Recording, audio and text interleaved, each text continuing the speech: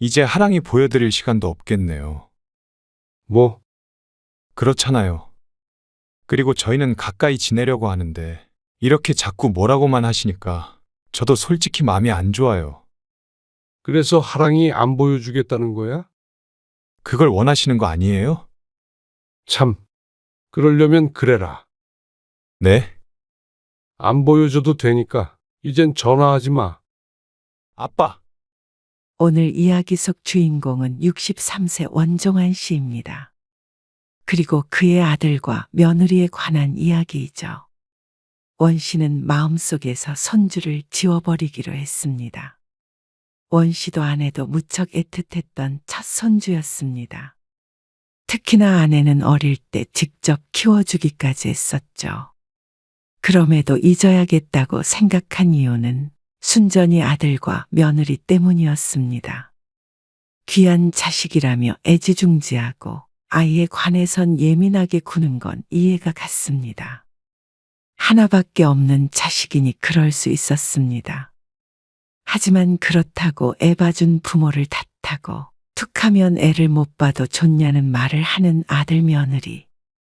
그동안에는 그 소리를 들으면 마음이 아프고 무서웠지만 이제는 아니었습니다. 아무리 예쁜 손주라도 자식들에게 그런 취급을 당하면서까지 애걸복걸할 이유가 없었습니다. 손주는 손주일 뿐이었습니다. 자식이 안 보여준다면 안 보면 그만이었습니다. 그래서 또 서운하다는 이유로 손녀딸 사진도 보내주지 않고 연락도 하지 않기에 원 씨는 휴대폰 사진첩에서 손주 사진들을 지워버렸습니다. 괘씸한 아들 며느리와는 아들의 뜻대로 안 보고 살 작정이었습니다. 원 씨는 아들 하나, 딸 하나가 있었습니다. 2살 터울의 남매였습니다. 자식 둘을 키우면서 한 가지 깨달은 점이 있다면 아들과 딸은 참 다르다는 것이었습니다. 물론 집집마다 다르겠지만 적어도 원 씨의 자식들은 그랬습니다. 원 씨는 왜 요즘에 다들 아들보다 딸을 원하는 사람이 많아지고 있는지 알 것 같았습니다. 딸은 결혼하고 나서도 물리적인 거리는 멀어졌을지언정 심리적 거리는 이전과 똑같이 가까웠습니다. 전화도 꽤나 자주 하는 편이었고 시간이 나면 종종 집에 올 때도 있었습니다. 그런데 아들은 원 씨의 집보다는 처가를 더 자주 찾는 편이었습니다. 원 씨의 딸이 친정을 찾듯이 며느리도 그런 것이 아닐까 싶었습니다. 그리고 그게 요즘 풍조인 듯 싶었습니다. 그래서 아들에게 서운하게 생각하진 않았습니다. 결혼은 딸이 먼저 했는데 딸은 아이 생각이 크지 않은 것 같았습니다. 나는 신혼 좀 오래 즐기고 애는 천천히 낳거나 아예 안 낳을 생각도 있긴 있어. 김서방이랑은 얘기가 된 거야? 당연하지. 그냥 이런저런 얘기는 늘 나누는데 아직 잘 모르겠어. 안 낳을 수도 있으니까 손주 못 본다고 실망하지 말아요. 어차피 오빠도 있으니까. 실망 안 해. 그럼 너희가 원하는 대로 해야지. 손주 보고 싶다고 애 낳으란 소리 하면 안 된대, 요즘엔. 누가? 친구들이. 물론 그렇지 않은 사람들이 더 많겠지만 원 씨 부부는 딸의 뜻을 존중했습니다. 손주야 생기면 좋겠지만 자식을 기른다는 것엔 큰 희생이 따른다는 것을 알기에 강요할 수는 없었죠. 반면에 아들은 결혼하자마자 아이를 갖기 위해 무던히 노력했습니다. 처음 1년에 아이 소식이 없자 병원에 꾸준히 다니면서 이것저것 시도해 보았죠. 그러다 결혼한 지 3년째 되던 해에 어렵게 임신을 하게 되었습니다. 그때는 원 씨 부부도 딸도 기뻐서 환호성을 지르기까지 했습니다. 소중한 첫 손주였습니다. 쉽게 가진 것도 아니라 더 경사스러웠습니다. 아이가 생기고 며느리는 바로 회사를 쉬었습니다. 혹시나 하는 마음에 외출도 삼가고 몸조심을 했습니다. 이번에 못 온다고? 와서 밥 한 끼라도 먹고 가지. 아니에요. 혹시나 해서 안 가려고요. 너도 안 와? 저만 가기 좀 그래서요. 그래, 알았어. 영지한테도 안부 전하고. 임신이 확인된 후 며느리는 추석에도 설에도 오지 않았습니다. 안정을 취해야 해서 그렇다길래 그러라고 했죠. 원씨 부부에게도 물론 그랬지만 아들 내외에게 아이는 너무나도 귀한 존재였습니다. 힘들게 가져서 둘째는 상상도 생각하기 힘들다고 했습니다.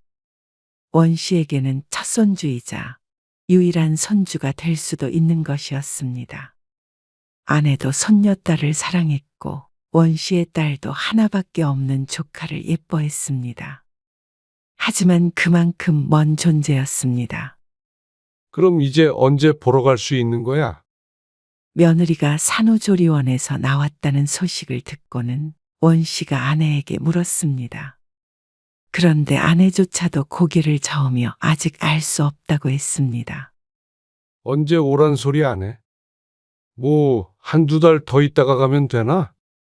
나도 그렇게 물어봤더니 석준이가 그때는 애가 너무 어리지 않냐고 그러던데. 산후조리원에 있을 때 딱 한 번 유리창 너머로 5분 정도 본 것이 전부였습니다. 그나마 며느리가 있던 산후조리원이 조부모에게 아이를 보여준 것이지 다른 곳은 불가한 데가 많다고 했습니다. 아이고, 그럼 사진이랑 영상 좀 많이 보내달라고 그래. 아, 어제 영상 하나 보내줬어. 원씨 부부는 서로 머리를 맞대고 앉아 손주 영상을 구경했습니다. 대화방에 손주 자랑을 하는 친구들이 어느 정도 이해가 갔습니다. 원씨 부부는 시간이 지나도 생각처럼 손주를 많이 보지 못했습니다.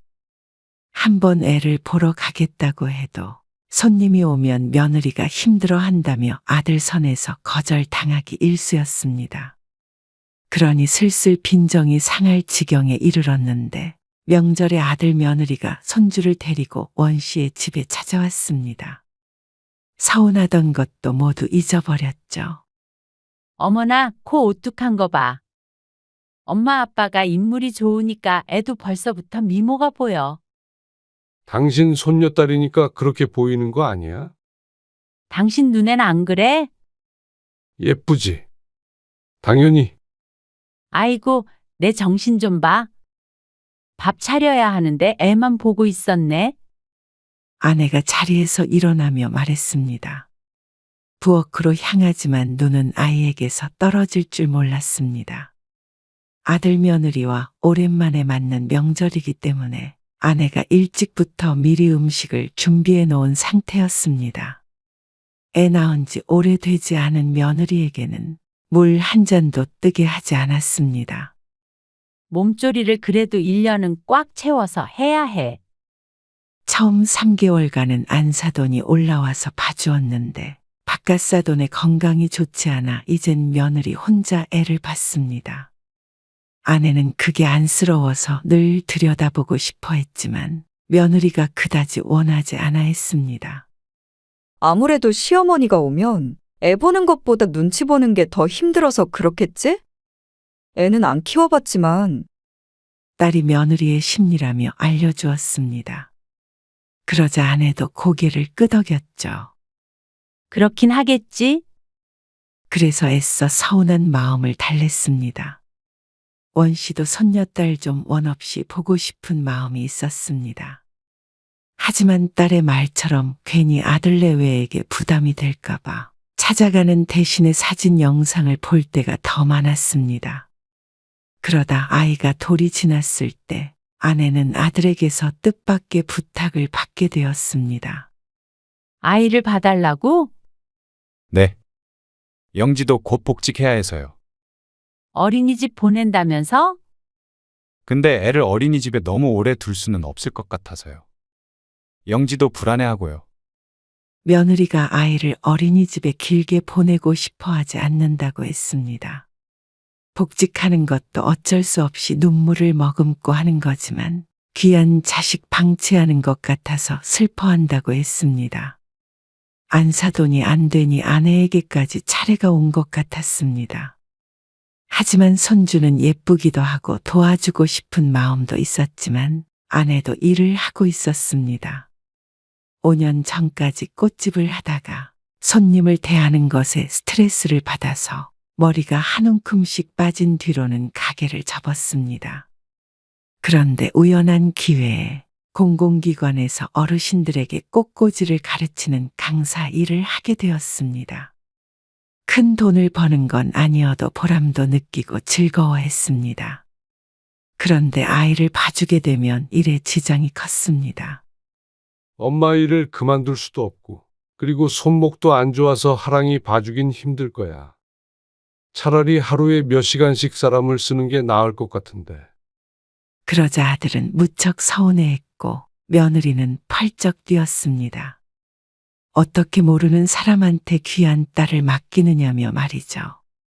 아들도 안 내키는 듯 수시로 아내에게 연락해서 설득하는 모양이었습니다. 그래서 원 씨는 고민하는 아내를 만류했습니다. 당신이 어떻게 매일같이 애를 봐줘? 그래도 하랑이 봐줄 사람이 없잖아. 도우미 고용해도 다들 잘 돌보겠지. 전문가들인데. 나도 애 둘 키웠으니까 전문가는 전문가지. 그런 말이 아니잖아. 어쩐지 아내는 마음을 정한 것 같았습니다. 당신 일은 어떻게 하게? 일은 뭐 그냥 알바처럼 했던 일인데 뭐. 그게 아닌 것은 알고 있었지만 아내는 아들네를 도와주고 싶은 듯 했습니다. 손녀딸도 실컷 보고 싶은 마음이 있었던 것 같기도 했죠. 하던 일을 굉장히 좋아했던 아내를 알았기에 원 씨는 못내 아쉬웠습니다. 결국 며느리는 복직을 했고 원 씨의 아내가 손녀딸을 돌봐주게 되었습니다. 손녀는 어린이집에서 2시에 집으로 돌아왔습니다. 본래는 맞벌이 가정이라 더 오래 맡겨도 되지만 며느리가 그 이상은 원치 않아 했습니다. 그래서 오후 2시부터 7시까지, 늦으면 8시까지 아내가 손주를 봐주었습니다. 처음에는 아내가 어린이집에서 아이를 데리고 집으로 와서 돌보다가 아들이 퇴근하며 데리고 갔는데 나중에는 어차피 차를 타고 나갔다 와야 하니 차라리 아들네에서 보는 게 낫겠다고 하여 그렇게 했습니다. 매일 아이용품을 챙기는 것도 번거롭고 데리러 오는 것도 힘들다며 아들은 대환영이라고 했습니다. 며느리에게 물어보겠다는 아들이 한참 만에 전화를 준 것으로 봤을 땐 며느리는 조금 망설이는 것 같았습니다. 자기가 없는데 시부모가 와 있는 게 싫은가? 애 봐주러 가는 건데. 그래도 청소도 그렇고 좀 불편할 것 같긴 하다. 그럼 그냥 집으로 데리러 오라고 그래. 아내도 원 씨도 사실 상관이 없었습니다. 그래서 원하는 대로 하라고 하고 말았습니다. 그런데 아들의 적극적인 설득으로 아내가 아들네 집으로 가게 되었습니다. 영지도 애한테 그게 좋을 것 같대요. 아무래도 계속 환경이 바뀌는 것보다는 집에서 할머니가 돌봐주는 게 더 좋을 테니까요. 그러던 어느 날이었습니다. 아내가 아이를 봐준 지 반년이 되어갈 때쯤이었죠. 당신 얼굴이 왜 그래? 무슨 일 있어? 일이 늦게 끝나 퇴근해서 집이 와 보니 아내의 얼굴이 이상했습니다. 근심이 있는 듯 어둡고 표정이 좋지 않았습니다. 그러자 아내는 힘없이 고개를 저었습니다. 일은 무슨 일? 내가 일 있을 게 뭐가 있어? 원 씨는 아내에게 갱년기가 왔나 싶었습니다. 젊은 사람들도 힘들어한다는 육아를 하게 되니 자유롭게 돌아다니던 아내가 우울한 모양이다 생각했죠. 그런데 다음 날 또 집에 온 아내의 표정이 더 심각했습니다. 금방이라도 울 것 같았습니다. 왜 그러는 건데? 석준이네 집에서 무슨 일 있었어? 그 외에는 일이 생길 수가 없었습니다. 집에 있다가 점심 먹고 아들네로 갔다가 원 씨가 퇴근할 때 돌아오니 말이죠. 그러자 아내가 망설이다가 말했습니다. 이제 하랑이 보러 안 가고 싶어. 그게 무슨 말이야, 갑자기? 왜 그러는데?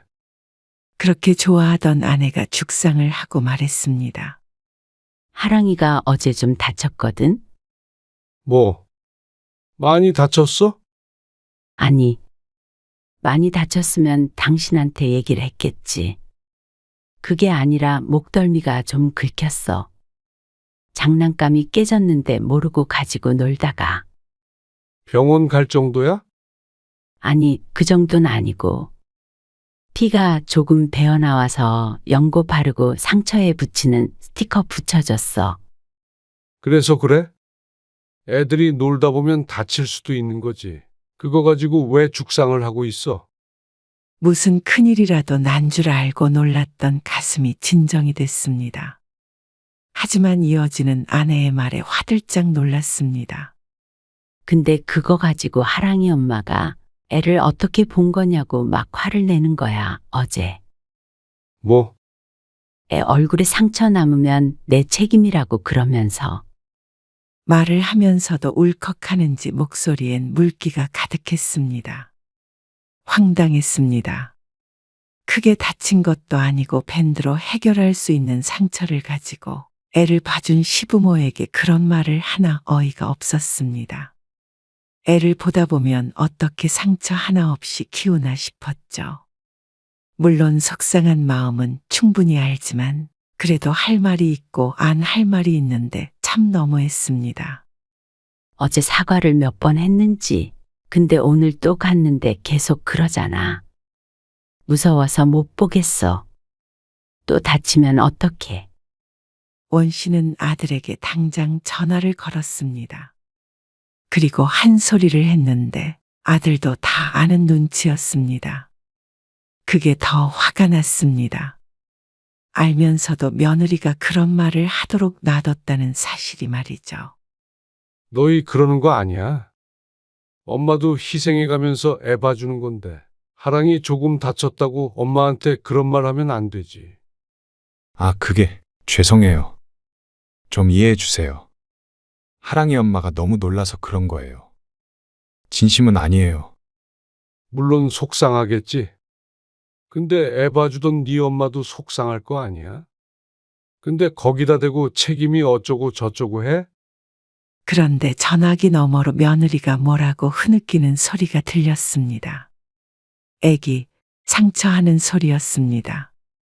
대충 들어보니 애 피부에 상처가 남으면 어떡하냐 속상하다. 뭐 이런 것 같았습니다. 그러면 그냥 너희가 봐라. 네? 앞으로도 그러지 않는다는 보장이 어디 있냐? 그럴 때마다 네 엄마 잡을래? 아니, 그래도 그러면 하랑이 어떻게 해요? 죄송해요. 아들이 쩔쩔매며 말했습니다. 며느리도 같은 생각이었는지는 몰랐습니다. 원 씨는 전화를 끊고 아내에게 말했습니다. 그냥 사람 써서 키우라고 해. 힘들게 이제 가지 말고. 아내는 대답하지 않았습니다. 속상한 듯 한숨만 쉴 뿐이었습니다. 다음 날 출근하기 위해 준비를 하는데 아내가 원 씨에게 말했습니다. 아무래도 가야 할 것 같아. 아, 왜? 가지 말라니깐. 그래도 어떻게 이렇게 갑자기 안 봐준다고 해. 애들 당황스럽지. 하랑이도 보고 싶고. 상처도 한번 들여다봐야지. 흉지면 어떡해. 아내의 마음을 모르는 건 아니었지만 답답했습니다. 그러던 차에 아들에게서 전화가 걸려왔습니다. 그리고 하는 소리가 어처구니가 없었습니다. 진짜 오늘부터 안 오시게요? 그러면 이제 손주 안 보겠다는 걸로 알아들어도 돼요? 어제는 쩔쩔매며 전화를 받더니 하룻밤 사이에 심경에 변화가 온 듯 했습니다. 협박하는 듯한 말에 헛웃음이 나왔습니다. 뭐야? 갑자기 이러시는 게 어디 있어요? 밤새 잠도 못 잤어요. 엄마가 정말 안 오신대요? 네 엄마 지금 하랑이한테 간다고 그러는데 그건 무슨 협박이냐? 그러자 아들이 바로 꼬리를 내렸습니다. 그런 게 아니고요. 협박이라뇨. 그냥 속상해서 한 말이죠. 막막하기도 하고 하랑이 엄마도 그런 말한 거 죄송하게 생각하고 있어요. 하랑이 상처도 많이 가라앉았고요. 솔직히 원 씨는 아내가 가지 않았으면 하는 마음이 컸습니다. 손주가 아무리 걱정이 돼도 그런 속상한 말을 들으면서 고생까지 하길 바라지 않았습니다. 하지만 아내는 예쁜 손주를 보는 것도 좋고 자식을 돕는 일을 해서 좋다고 했습니다. 그러다가 정말로 우리 하랑이 못 보게 하면 나 너무 슬플 것 같아. 아내에게만큼은 그 협박이 먹힌 것 같았습니다. 아이고, 모르겠다. 당신 원하는 대로 해. 원 씨가 아내를 이겨본 적은 한 번도 없었습니다. 그렇게 1년 반 정도 아내가 아이를 봐줬습니다. 애가 어느 정도 더 크고 어린이집을 좋아하게 되니 아내가 아들네 집에 머무는 시간이 점점 줄어들었습니다. 그리고 그 긴 시간 동안 아내에게도 크고 작은 일들이 있었습니다. 당연했습니다. 부모 자식이라도 그렇게 매일같이 얼굴을 보다 보면 서로 서운한 일이 생기기 마련이었습니다. 원 씨가 미처 알지 못하는 일들도 있었겠죠. 아들 내외도 아내의 도움을 덜 필요로 하게 됐고 아내도 지쳐가며 자연스럽게 아이를 봐주는 일은 그만두게 되었습니다. 그렇다고 해서 그 뒤로 손주를 보지 않는다거나 그런 건 아니었습니다. 그만둘 때가 되어서 그만둔 것이었습니다. 엄마, 저희 왔어요. 아이고 왔어? 우리 하랑이도 잘 있었지? 명절에 한 번씩 찾아오면 아내가 그렇게 좋아했습니다. 자신의 손으로 키웠다고 생각해서 더 애틋한 것 같았습니다. 아들네가 찾아오면 아들보다도 손녀딸을 먼저 반길 정도였습니다. 명절 아니어도 하랑이 데리고 놀러 좀 와. 시간 나면 올게요. 바빠서요. 주말도 있잖아. 아니면 사진이라도 자주 보내주고. 알겠어요. 이제는 바깥 사돈의 건강이 나아져서 안 사돈이 자주 드나드는 것 같았습니다. 그래서 손녀를 원씨 부부에게 맡기는 일도 거의 없었습니다. 며느리도 친정엄마가 편한 게 당연했습니다. 그러자 원씨 부부만 늘 애달아 했습니다. 특히나 아내가 더 그랬습니다. 당신 심심하면 운동이라도 좀 해봐. 원 씨는 집에 있는 아내가 안쓰러웠습니다. 워낙 활동적인 아내였는데 아이를 봐주며 하던 일을 그만두고는 다시 똑같은 일을 구하지 못했습니다. 아무 때나 나는 자리가 아니었습니다. 운동 말고 나 가게 다시 열까 하는데 어떻게 생각해? 가게를? 싫다며. 가게를 접을 때도 마음고생이 많았기에 다시 한다고 할 줄은 몰랐습니다. 나도 아직 젊은데 집에서 놀고 먹는 것도 좀 그런 거 같아. 나가서 용돈벌이도 하면 좋지. 그냥 쉬지 그래. 주말에 같이 등산 같은 거 해볼까? 아니, 이제 괜찮을 것 같아? 그냥 동네에 작게 열어서 취미 삼아서 하고 싶어. 왜 굳이? 그러면 활력이 생기고 더 좋을 것 같아. 내 참 당신 원하는 대로 해. 무리하지 말고. 그런데 아내의 말처럼 가게를 다시 열고 난 후부터는 아내는 활력이 생기긴 했습니다. 손주에게서 전화가 올까 오매불망 기다리는 시간이 줄어들었고 스스로의 삶을 좀 찾아가게 되었습니다. 아주 작은 꽃집이라서 큰 돈은 벌지 못했어도 정말로 용돈벌이 이상은 할 수 있을 정도로 꽤나 찾는 사람이 늘고 있기도 했죠. 아내에 대해선 더 이상 걱정이 없을 것 같았습니다. 그러던 어느 날이었습니다. 아내의 생일에 아들, 딸들이 한데 모였습니다. 며느리, 손녀, 사위까지 함께 모인 자리였습니다. 아내의 환갑이었죠. 엄마, 축하해요. 그래? 고마워. 가족들이 다 모여 외식을 했습니다. 그러자 아내는 세상을 다 가진 듯한 표정을 지었습니다. 하랑아, 고모 옆에 앉을래? 조카를 예뻐하는 원 씨의 딸이 옆에 손녀를 끼고는 장난도 치고 음식도 챙겨주고 있었습니다. 그 모습을 빤히 바라보던 며느리가 말했습니다. 아가씨네는 왜 안 나오세요? 아, 아직은 계획 없어서요. 딩크 뭐 그런 거예요? 그건 아니고요. 낳게 돼도 천천히 하려고요. 그럼 노산이죠. 나을 거면 얼른 나으세요. 애가 얼마나 예쁜데요. 제 인생은 하랑이를 낳기 전과 낳기 후로 나눠져요. 아, 저희도 가질 계획은 있어요. 당장은 아니고요. 이해가 안 가네요. 더 늦으면 애 못 낳을 수도 있는데. 조카가 아무리 예뻐도 자기 자식만 하겠어요? 그러면서 한참 동안 설교를 이어갔습니다. 딸의 표정이 굳어갈 때까지 애를 낳으면 어떻게 인생이 달라지고 어떻게 좋고 애가 없으면 얼마나 불행한지에 대해서 늘어놓았습니다. 저희가 알아서 할게요. 참다 못한 딸이 한마디 하자 며느리가 기가 차다는 듯이 얘기했습니다. 가족이니까 생각해서 조언한 거예요. 하랑이한테 그거 먹이지 말아요. 소화에 안 좋아요. 그러고 나서는 유난을 떨었습니다.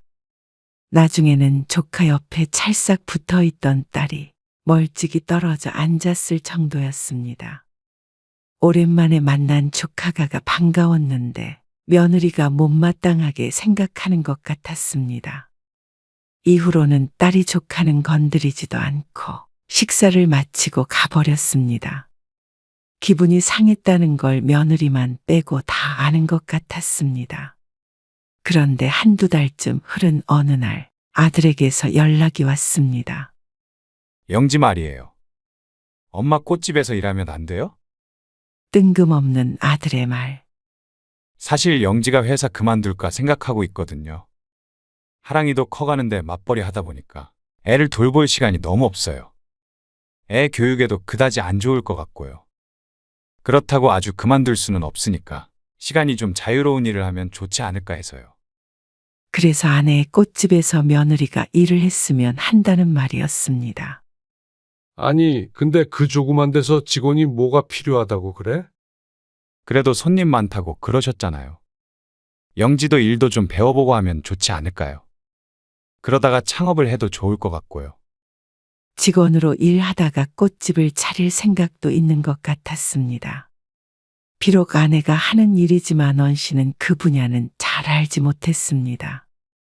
하지만 그렇게 막 한다고 되는 게 아니라는 것 정도는 알았습니다. 공부도 많이 필요했고 말이죠. 영지가 회사 다니느라 애를 잘 못 봐요. 그래서 죄스럽대요. 하랑이한테. 그 말에 또 아내의 마음이 움직인 듯 했습니다. 그래.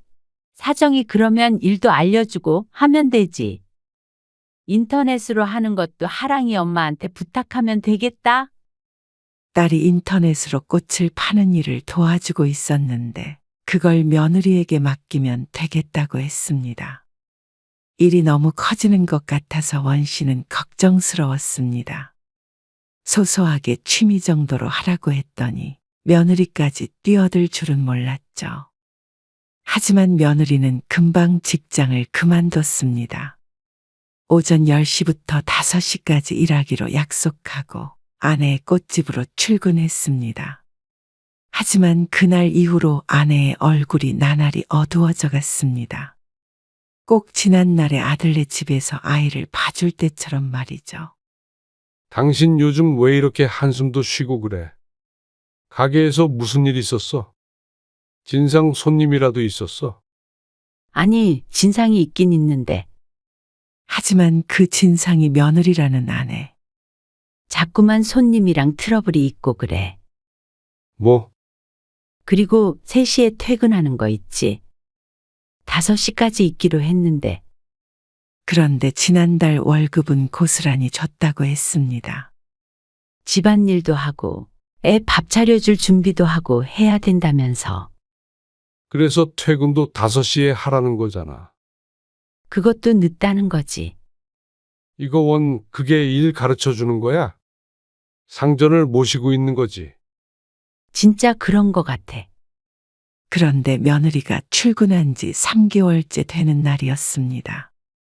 여보, 하랑이 엄마 출근 안 했다? 점심시간에 걸려온 전화.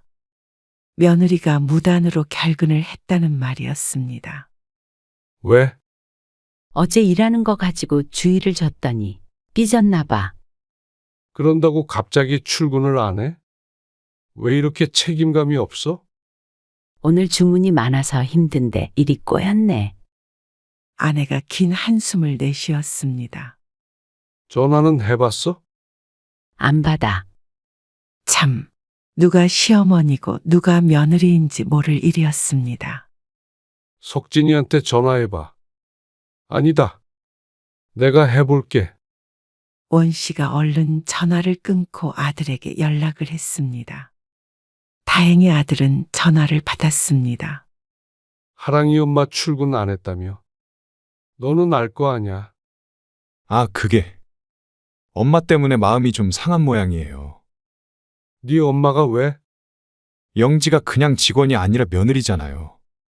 그러면 일할 때도 좀 조심스럽게 대해줘야 할 텐데. 아무튼 그래서 엄마 얼굴을 못 보겠대요.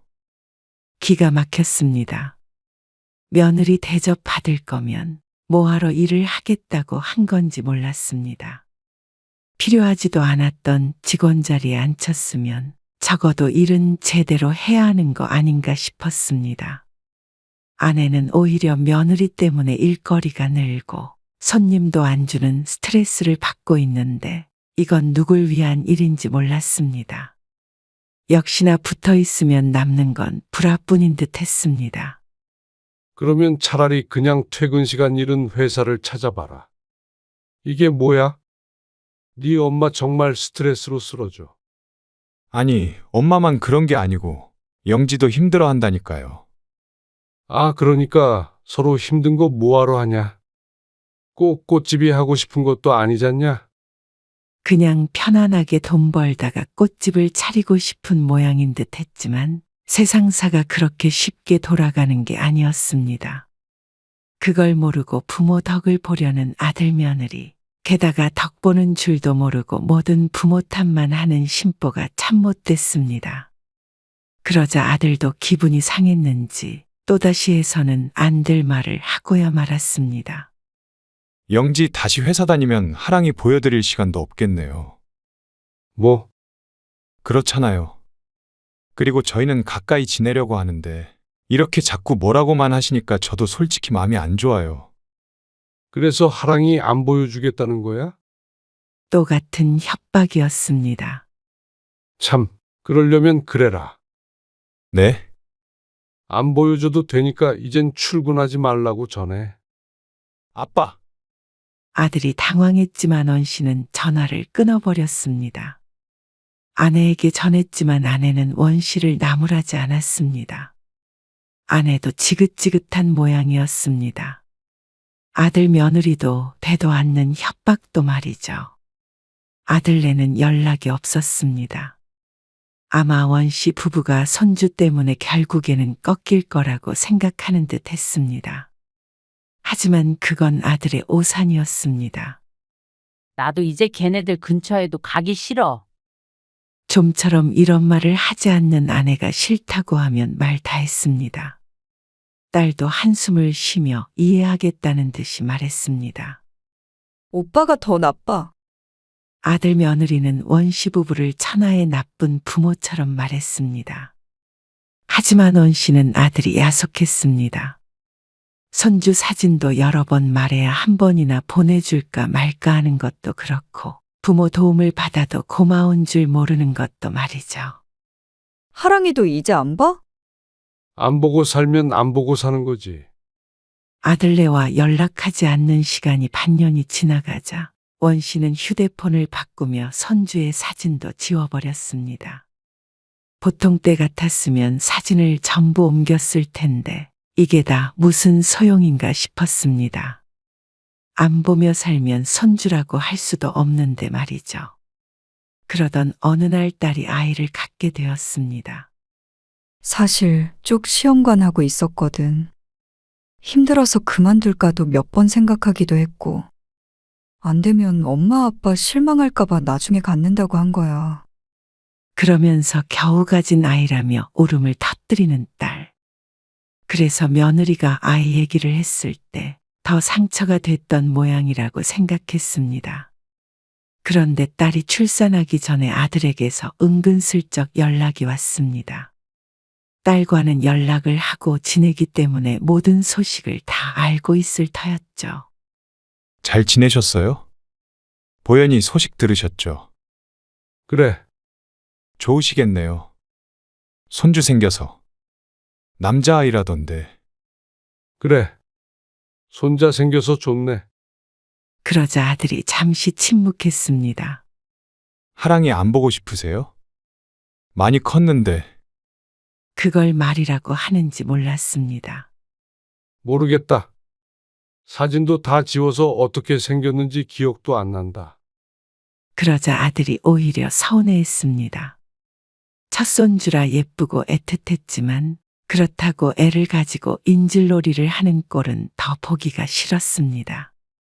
그래서 원씨 부부는 아들이나 며느리가 다시 연락을 해도 시큰둥했습니다.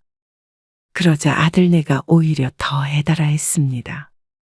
결국 자신들이 이길 거라고 생각했는데 뜻대로 안 된 모양이었습니다. 게다가 손자까지 생겼으니 마음이 돌아섰다고 생각하는 듯 했죠. 거긴 외손주고 하랑이는 친손주잖아요. 지금 아들, 딸 차별하시는 거예요? 딸이 출산을 하고 손자를 예뻐하자 며느리가 뒤늦게 억울해하며 따졌습니다. 어불성설이었습니다. 예뻐해도 첫손주인 하랑이를 훨씬 예뻐했습니다. 직접 키워주기까지 했고 말이죠. 하지만 이제 와서 이러는 아들네가 이해가 되지 않았습니다. 혹시나 부모에게서 더 받을 게 있어서 찾아오나 하고 생각할 수밖에 없었습니다. 서운해서 그랬던 거예요. 정말로 연을 끊을 마음은 없었어요. 너희 의도가 어찌됐건 간에 우리는 너희가 안 보여준다는 손주 억지로 볼 마음 없다. 엄마, 아빠, 아들이 죄송하다고 했지만 이제 와서 소용없는 일이었습니다. 아무리 손주가 예뻐도 그런 취급을 받아가면서까지 자식에게 굽힐 필요가 없었습니다. 손자가 생겨서도 아니었고 손녀딸이 예쁘지 않아서도 아니었습니다. 자식과는 분리된 삶을 살기로 해서였습니다. 그래야 말년에 풍파가 없는 듯 했습니다. 그리고 아내도 원씨의 생각에 동의했습니다. 아들네와 떨어져 지내니 더 이상 마음 쓰릴 일도 없었죠.